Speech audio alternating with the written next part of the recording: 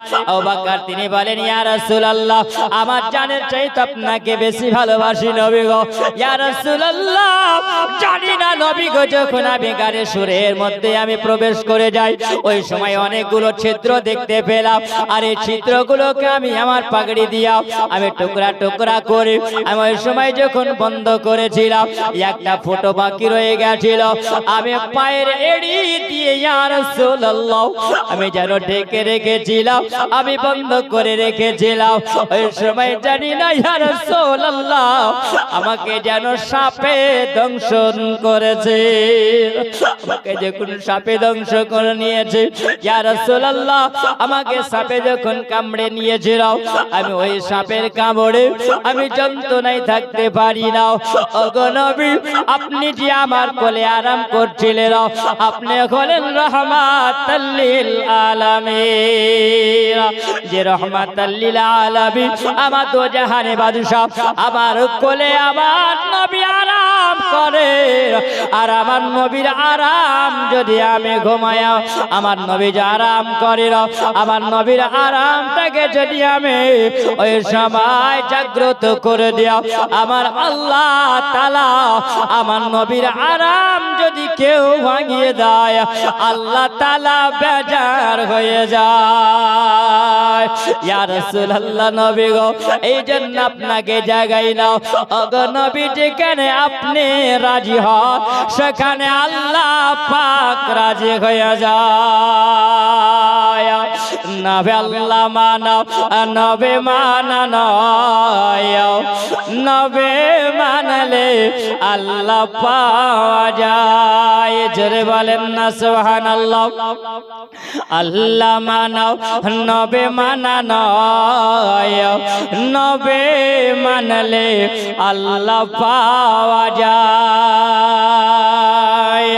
এই কথাটা আব্দুল্লাহদের নয়, স্বয়ং আল্লাহ কোরআন পাকে কয়। জোরে বলেন আল্লাহ মানো, নবী মানানো, নবী মানলে আল্লাহ পাওয়া যায়।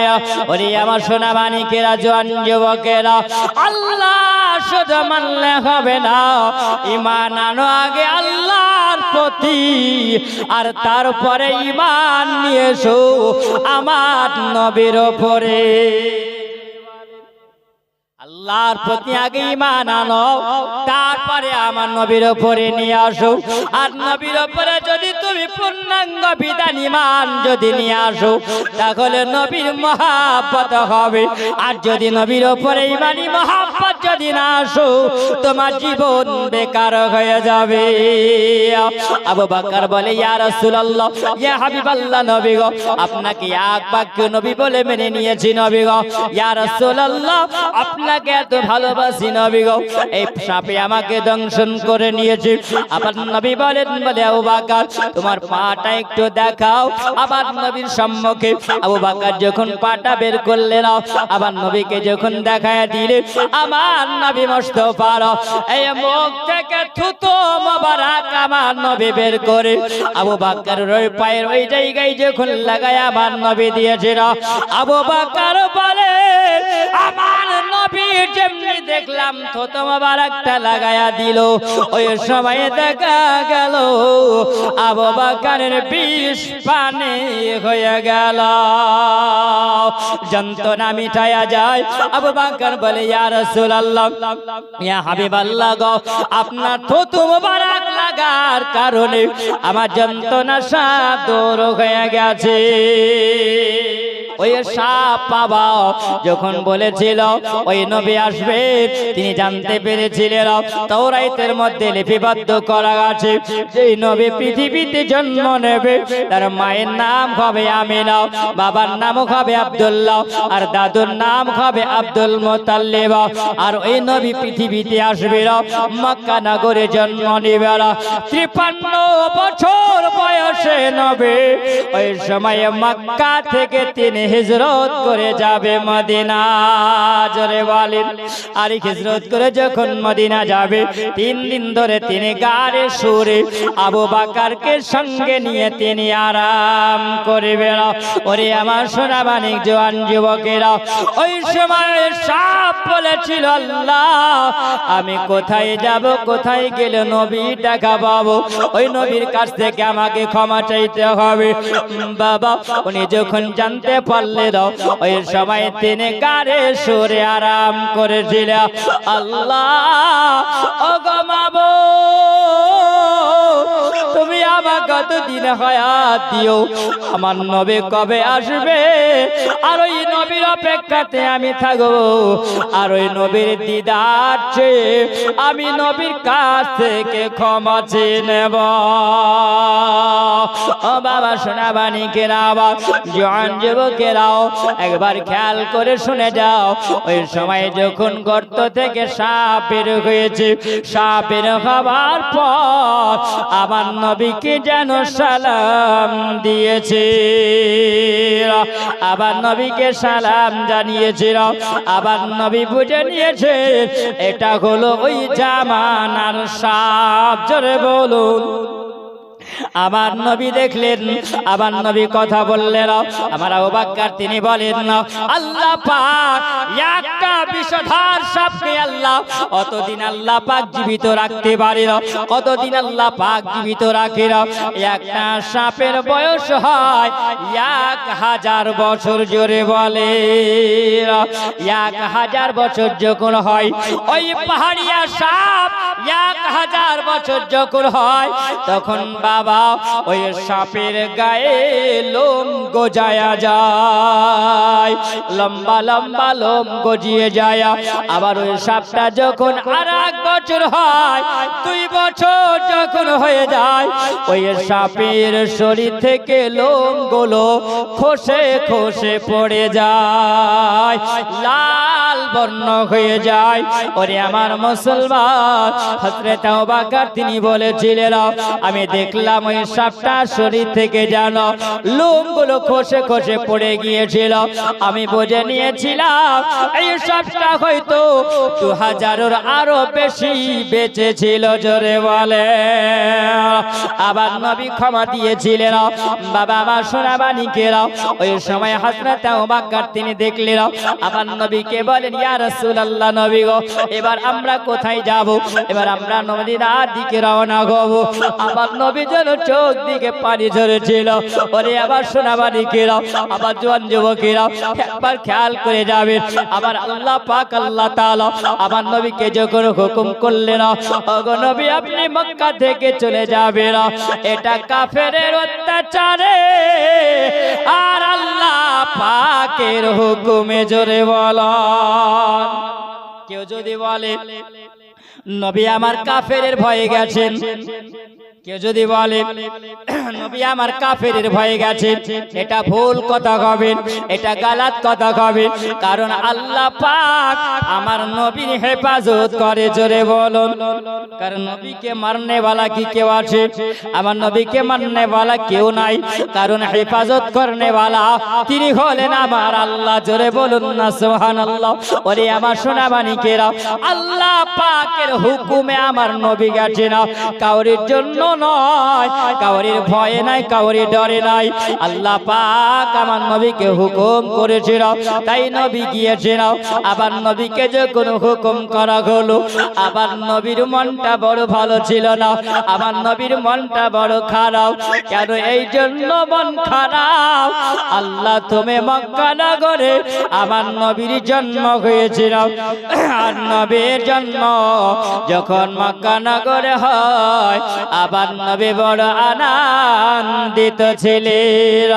কারণ আল্লাহ তুমি এক কাবা বানিয়েছো, আসমানের উপরে কাবা, যেটা হলো ফেরেশতাদের কাবা, নাম দিয়েছে তুমি বাইতুল মামুর। জোরে বলুন, যেটা হলো ফেরেশতাদের কাবা।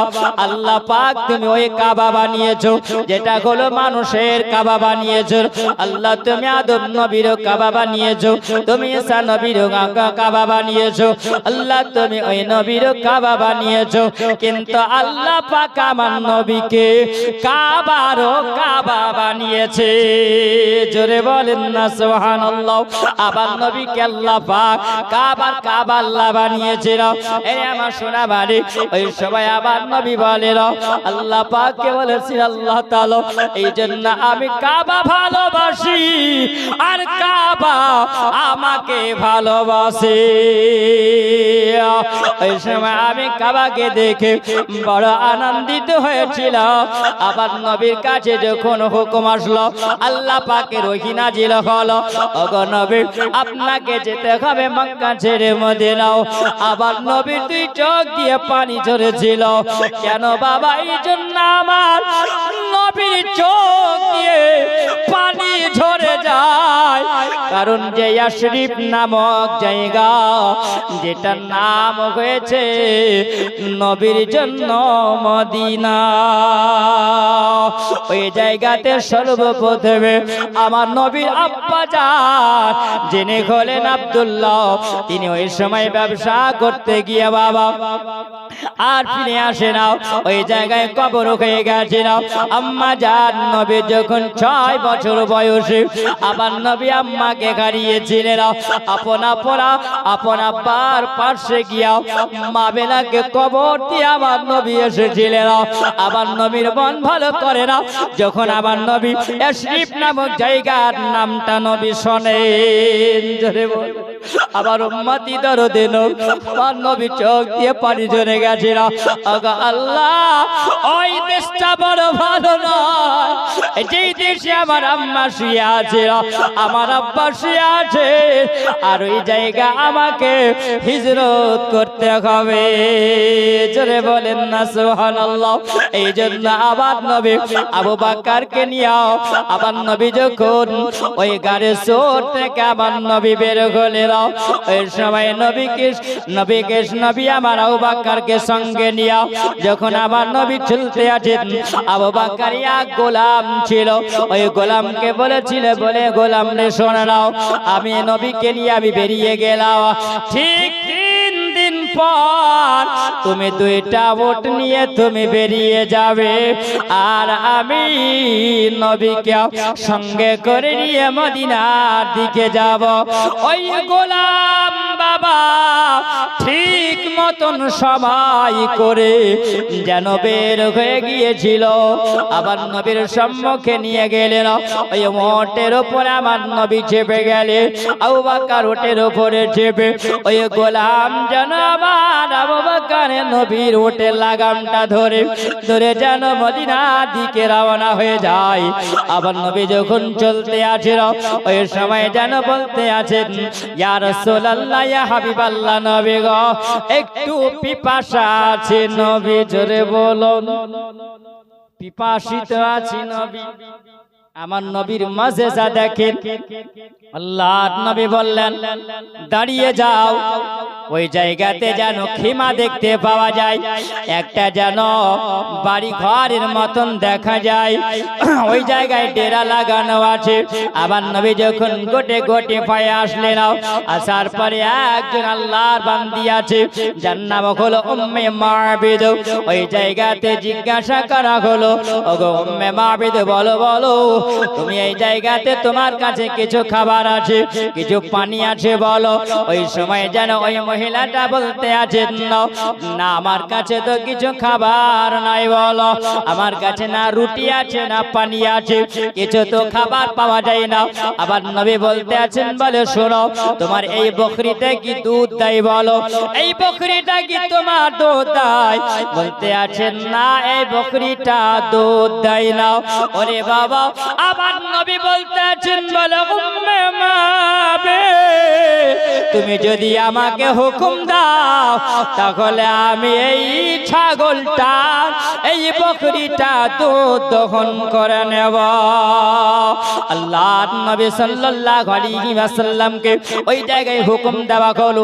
আল্লাহর নবী যেন ওই বকরিটা, যে বকরিটা দুধ দেয় না বাবা, ওই সময় আমার নবী জানো ডান হাত মোবারকটা জানো ওই সময় যখন স্তনে লাগিয়েছিল, নবী বলেন বিসমিল্লাহির রহমানির রহিম। আল্লাহ পাকের রহমানের নাম নাও। ওরে আমার মুসলমান বাবাজিরা, কোন কাজ যখন করবেন আল্লাহ পাক রহমানের নাম দিয়া শুরু করলে আল্লাহ বলে বান্দা তোমার ওই কাজটা সম্পন্ন হয়ে যায়। আমরা তোমার প্রেমের ভিখারি ইয়া রাসূলুল্লাহ, আমরা তোমার প্রেমের ভিখারি। জোরে বলুন না সুবহানাল্লাহ। আমরা তোমার প্রেমের ভিখারি ইয়া রাসূলুল্লাহ, আমরা তোমার প্রেমের ভিখারি।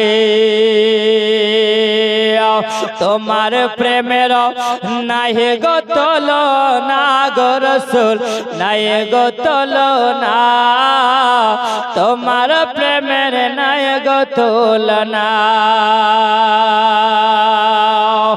আমরা তোমার প্রেমের ভিখারি ইয়া রাসূলুল্লাহ, আমরা তোমার প্রেমের ভিখারি। আমরা তোমার প্রেমের ভিখারি।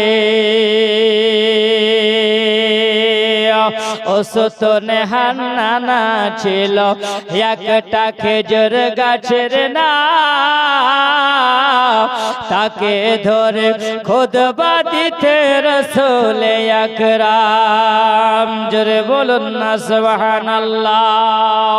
ওসতনে হান্নানা ছিল একটা খেজুর গাছের নাম, তাকে ধরে খুতবা দিতে রাসূল আকরাম। তোমার প্রেম জিন্দা হলো সেই যে ওসতনে হান্নানা ইয়া রাসূলুল্লাহ, আমরা তোমার প্রেমের ভিখারি। আমরা তোমার প্রেমের ভিখারি ইয়া রাসূলুল্লাহ, আমরা তোমার প্রেমের ভিখারি। আল্লাহুম্মা সাল্লি আলা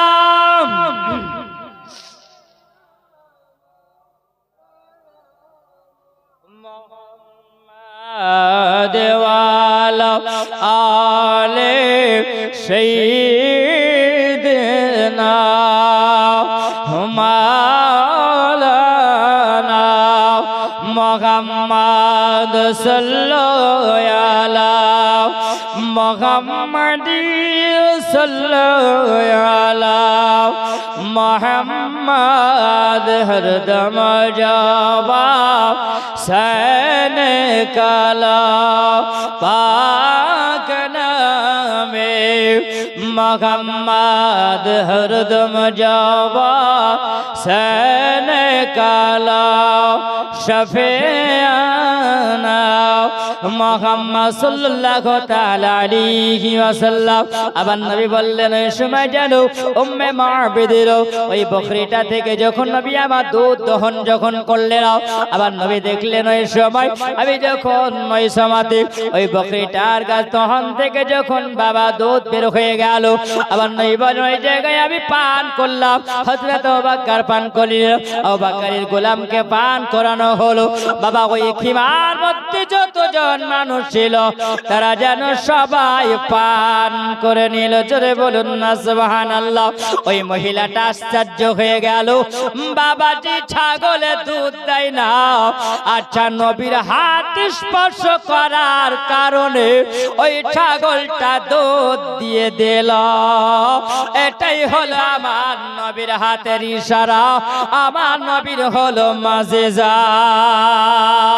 ওই সময় আমার নবীর মাজেজাটা দেখে উম্মে মাবিদ বলেন, আমি ওই সময় আমার নবীর মাজেজাটা দেখে জানো আমি মুসলমান হয়েছিলাম। আমার নবী যখন রাস্তায় চলে, আমার নবীর কালেমা চলতে আছে, সবাই মুসলমান বাড়তে আছে বাবা। ওই সময় আমার নবী বলেন, আমি যখন আগে চলে যাই ওই সময় দেখা গেল আর একজন ব্যক্তি যেন মক্কা থেকে অর্ডার হয়ে গেছে বাবা। ওই জায়গাতে এলান হয়েছে মক্কা শহরে, বলে মুহাম্মদকে যদি ধরে এনে দিতে পারো, মুহাম্মদে যদি তোমরা সন্ধান পাও, তাহলে ওই মুহাম্মদকে জামাতের নিকটে করে দিতে পারবে। আমি আবু জাহেল তোমাদেরকে 20টা উট পুরস্কার দেব। জোরে বলেন, আরেকটু জোরে বলেন। 20টা উটের লোভ কার থাকবে না বাবা? সবারই লোভ থাকবে। ওই সময় যখন বাবা ওই শুরাকাও দৌড়তে আরম্ভ করেছিলেন, আমার নবী মুস্তাফাকে যখন রাস্তা আটক করবে, জমির মুস্তাফার সম্মুখীন যখন হয়, ওই সময় জানো ওই ঘোড়াটা মাটিতে উজট খেয়ে যেন পড়ে গিয়া, ওই সময় ওই বান্দাও যেন পড়ে গেছে। আল্লাহর নবী সাল্লাল্লাহু আলাইহি ওয়াসাল্লামের সম্মুখে আসার পর যেন নবী কি বলেন, গো নবী আপনার নাম মুহাম্মদ আর আপনি নবী দাবি করেছেন, আপনি হলেন শেষ নবী। জোরে বলো বাবা। নবী দুশমন হয়ে এসে আবার নবীর সম্মুখে আসার পরে আবার নবী গোলাম হয়ে যায়। জোরে বলে আল্লাহ নবী যখন এইরকম ভাবে নবী আমার উটের উপরে চেপে আছেন, গোলাম উটের লাগাম ধরে ধরে যখন মদিনার গলি আমার নবী প্রবেশ করবে না, তার আগে বাবা আবার নবী বললেন, বলে ওরে গোলাম দাঁড়িয়ে যাও, এই জন্য দাঁড়িয়ে যাও একটু রাস্তাটা পরিবর্তন করতে হবে, কারণ আবার নবীর কলেজা টয়ে যাবে যেন ফেটে গেছিল, আবার নবীর মনে যেন কষ্ট এসেছে, আর নবীর মনে দুঃখ এসেছিল। আর গোলাম বলে ইয়া রাসূলুল্লাহ, নবী গো আপনি কেন দাঁড়িয়ে যান বলুন? বলছে বলে শুনে যাও, আমি এই ইয়াসরিব শহরে এসেছিলাম, আমার বয়স যখন 6 বছর বয়স হয়, আমি ওই সময় নানার দেশে এসেছিলাম আমার মা আম্মা আমিনার সঙ্গে। জোরে বলেন, আমার আম্মা আমিনার সঙ্গে এসেছিলাম, আমার মন চাই না আমি নানার দেশে ফিরে যাই, কারণ আমার নানার দেশে আমার আব্বা এসেছিলেন, আমার আব্বা ফিরে যাই না, আমার আম্মা এসেছিলেন, আমার আম্মা ফিরে যাই না, তাই আজকে মায়ের পাশে আব্বাকে রেখেছি, আব্বার পাশে আমার আম্মাকে রেখেছিলাম। আবু বকর আমার মন চায় আমি একবার আমার আব্বা মা জননীর কবরটাকে আমি নবী জিয়ারত করব। জোরে বলো আরে আমার সোনাবাণীকেরাও, আমার জওয়ান যুবকেরাও, আব্বাজিরা আমার খেয়াল করবেন বাবা, আপনার আব্বা চলে গেছে, মা চলে গেছে, দাদু চলে গেছেন, দাদি চলে গেছে, চাচা চাচি কেউ না কেউ গেছে, আবার নবী বলেন না তোমরা তোমরা বেশি বেশি করে ওই কবরটাকে তোমরা জিয়ারত করবে। জোরে বলো বাবা। আবার নবী এটা শিখিয়ে দিয়েছেন, তোমরা কবরের পাশে যাবে আর তোমার আব্বা মায়ের জন্য তোমরা দোয়া করবে। ওরে আমার সোনা মানিক জওয়ান যুবকেরা, আমার আব্বাজিরা খেয়াল করে শুনে যাও। আবার নবী বলেন তোমার আব্বা মায়ের জন্য তোমরা দোয়া করবে। আমার আল্লাহ পাক তোমাদেরকে শিখিয়ে দিয়েছেন। আল্লাহ পাক জানিয়ে দেয়, আল্লাহ বলেন কোরআন মাজিদের মধ্যে অকর রাব্বির হামহুমা কামা রাব্বায়ানি সগীরা। জোরে বলুন। নবী বলছেন তোমার আব্বা মায়ের জন্য দোয়া করার জন্য তোমার আল্লাহ পাক শিখিয়ে দিয়েছেন। জোরে বলেন ওরে আমার উম্মত উম্মতিরা, তোমরা বেশি বেশি করে তোমরা দোয়া করবে। আমার নবী ওই জায়গাতে গেলেন, আর আমার নবী যাওয়ার পরে যেন ওই সময় আপন আম্মার কবর, আব্বা জানের কবর দেখে আমার নবী যেন দুই চোখের পানি ঝরঝর করে আমার নবী ঝরিয়েছিলেন। আমার নবী বলেছিলেন আল্লাহ এই জন্য তো আমি এই দেশকে ভালোবাসি না, কিন্তু মহান আল্লাহ পাক আল্লাহ রব্বুল আলামিন আমার নবীকে বলছেন ওগো আমার নবী মুস্তাফা, ওগো আমার কালি কামলে ওয়ালা কও, ওগো আমার রহমাতাল লিল আলামিন, আমি আল্লাহ যেটা জানি আর দুনিয়ার কাউকে আমি জানাই না। জোরে বলুন না সুবহানাল্লাহ। ওরে আমার সোনা মানিক জওয়ান যুবকেরাও, আম্মাজিরা আমার একবার খেয়াল করে শুনে যাবি। আমার নবী মুস্তাফা আমার রহমাতাল লিল আলামিন, আবার নবী জানো আপন আম্মা মায়ের কবরের সামনে দাঁড়িয়ে আবার নবী হাত তুলে আবার নবী দোয়া করে নিল। আল্লাহ পাক জানায় ওগো নবী আপনাকে আমি আল্লাহ পাক আপনার আব্বা মার কাছ থেকে আমি আল্লাহ জোদা আমি আল্লাহ করি না। আমি আল্লাহ পাক আপনার আব্বা মায়ের নিকটে থাকার জন্য আপনাকে আমি এই মদিনা শহরে পাঠিয়েছি। পরে বলুন না সুবহানাল্লাহ। আবার নবীকে আল্লাহ পাক জানায় ওগো হাবিব আপনাকে আমি আল্লাহ মদিনায় জন্য পাঠালাম, আপনাকে যে মক্কার মানুষের চাইতে মদিনার মানুষেরা বেশি ভালোবাসে। আবার নবী জানো ওই জায়গা থেকে আবার নবী যখন বের হলেন ওই গোলামকে সঙ্গে নিয়াও বাক্কারকে সঙ্গে নিয়াও আমার নবী যখন চলতে আরম্ভ করেছিল আমার নবী চলে যায়। ওই সময় মদিনা যখন পদার্পণ আমার নবী করলেন, আগে মদিনায় এলান হয়ে গেছে আমার নবী মুস্তাফা মক্কা থেকে মদিনা আসতে আছে। ওই সময় আমার নবী যখন মদিনা যখন পদার্পণ করলেন, মক্কা থেকে মদিনা আমার নবী বলেন দেখলাম মদিনা ছোট বাচ্চা বাচ্চিরা আর বড় থেকে বয়স্ক মানুষেরা জওয়ান যুবকেরা যেন কেউ যেন হাতে কেউ থালা নিয়েছিল, কেউ যেন বাবা ওই জায়গাতে যেন ঢোলের মতন করে কেউ যেন হাড়ি নিয়ে আসিল। ওই জায়গাতে আমার নবী মুস্তাফার জন্য সবাই যেন একদিকে ঝান্ডা নিয়ে আছেন। জোরে বলো এ সুন্নি মুসলমান বাবাজিরা আমার সোনা মানিকেরা, একবার খেয়াল করে যাব আমরা রবিউল আউয়াল মাসের 12 তারিখে আমার নবীর জন্য আমরা ঝান্ডা উড়াই, আমরা ঝান্ডা লাগাই, বাড়িতে বাড়িতে আমরা পতাকা লাগাই। এ বাবা পতাকা কেন আমরা লাগাবো? আমার বাড়ি আল্লাহর ফেরেশতাদের গুলো এটা সুন্নাত যাবে সোনার মদিনা, আয়ে কে যাবে সোনার মদিনা, আয়ে কে যাবে পাক মদিনা, আয়ে কে যাবে সোনার মদিনা যাদের দিলে আছে বাসনা যাদের দিলে আছে বাসনা আইকে যাবে পাক মদিনা আইকে যাবে সোনার মদিনা আইকে যাবে সোনার মদিনা জলসা শুনতে আসবে যদি একদিন তোর হবে শাদী জলসা শুনতে আসবে যদি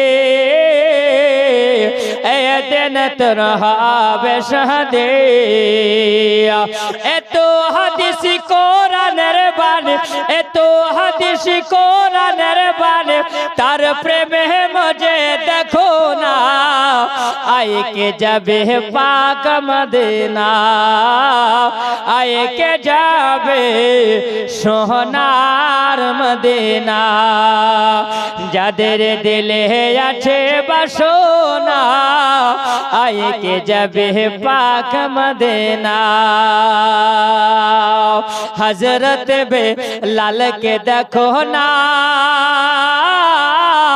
নবীর প্রেমে হইল রে দিওয়ানা জোরে বলুন না হযরত বেলাল কে দেখো না নবীর প্রেমে হইল রে দিওয়ানা এত যন্ত্রণা পেল বেলাল এত কষ্ট পেল বেলাল তবু নবীর কলমা ছাড়ে না আইকে যাবি পাক মদিনা আইকে যাবে সোনার মদিনা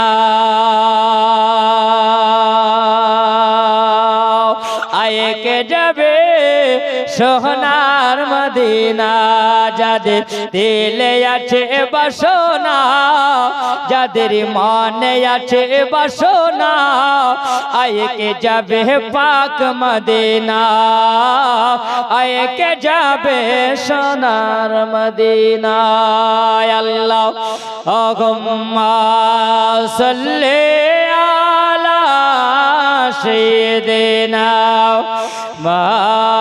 মাওলানা মুহাম্মদ সাল্লাল্লাহু আলা মুহাম্মাদিন সাল্লাল্লাহু আলা মুহাম্মদ হরদম জবা সনে কালা পাক নামে মুহাম্মদ হরদম জবা সনে কালা শফিয়ানা মুহাম্মদ সাল্লাল্লাহু তাআলা আলাইহি ওয়াসাল্লাম আল্লাহর নবী যখন বাবা হিদাম রাদিয়াল্লাহু তাআলা আনহুর বাড়িতে আমার নবী যখন থাকতে লাগলেন মদিনাবাসী বড় খুশি হয়ে যায় মদিনাবাসী বড় আমার নবীকে পেয়ে বড় আনন্দ হয়েছিল ওই সময় আমার নবী বলে আমি কুলসুম বিন হিরামের বাড়িতে যখন আরাম করলাম ওই সময় আরাম করতে করতে আমার নবী বলেছেন বাবা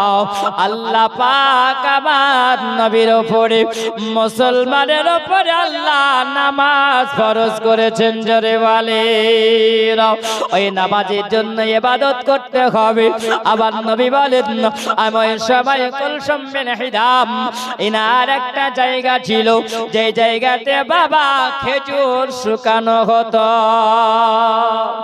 কাঁচা খেজুর কাঁচা খেজুর গুলো গাছ থেকে পেড়ে শুকিয়ে নেওয়া হতো একটা ফাঁকা জায়গাতে আবার নবী বললেন আচ্ছা বলো হিরাম আজকে তুমি কি একটু জায়গা দিতে চাও বলো ওই জায়গাতে আল্লাহ পাকের ঘর হবে আর মুসলমানের আমার উম্মত উম্মতিরাও ওই জায়গাতে আল্লাহ পাকের ইবাদত করবে ওইখানে একটা মসজিদ বানানো হবে জোরে বলো বাবা সর্বপ্রথমে মদিনার বুকে মসজিদ বানানো হয়েছিল ওই মসজিদের নাম কি বাবা জোরে বলবেন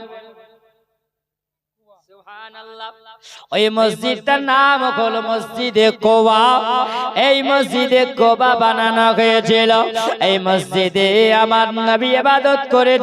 কিছুদিন পরে আমার নবী বলেন, কেউ বলেছেন 20 দিন পরে, ওই মসজিদে কোবা থেকে বাবা কিছুটা দূরে আবার নবী যখনই যান, ওই জায়গাতে আর একটা জায়গায় আবার নবী মদিনার বুকে থাকতে থাকতে এ মুসলমান, যেই দিনকে আমার আল্লাহ পাক বলেছেন, গো আমার নবী আমার হাবিবুল্লাহ, আমি আল্লাহ পাক আপনাকে ভালোবেসেছি, আমি আল্লাহ পাক আপনার মর্যাদা এত দিয়েছি, আমি আল্লাহ অন্য কোন নবীকে আমি আল্লাহ দিইনি। আল্লাহ পাক বলেন, রাফা'না লাকা যিকরাক, আপনার জিকির আজকারকে আমি আল্লাহ এত ভালোবেসেছি, এত উঁচু করেছি। ওগো নবী, শুধু তাই নয়, আপনার উম্মাত উম্মাতিকে আল্লাহ ভালোবেসেছে। জোরে বলা মান বলে নবে নবে, আমার দেহ মান বলে নবে নবে, আমার দুই নয়নে ভাসে হয় নরে ছবে, আমার দুই নয়নে ভাসে নরে ছবে, আমার দেহ মান বলে হে নবে নবে, আমার দেহ মান বলে নবে নবে। সৈয়দুল আম্বিয়া পাঠাইলেন শাইখ বিরিয়া, ও গো দেখাইতে আইলে কোরআনের বাণী, আমার দেহ মান বলে নবে নবে, আমার দেহ মান বলে হে নবে নবে, আমার দুই নয়নে ভাসে ওই নরে ছবে, আমার দেহ মান বলে নবে নবে, নবে।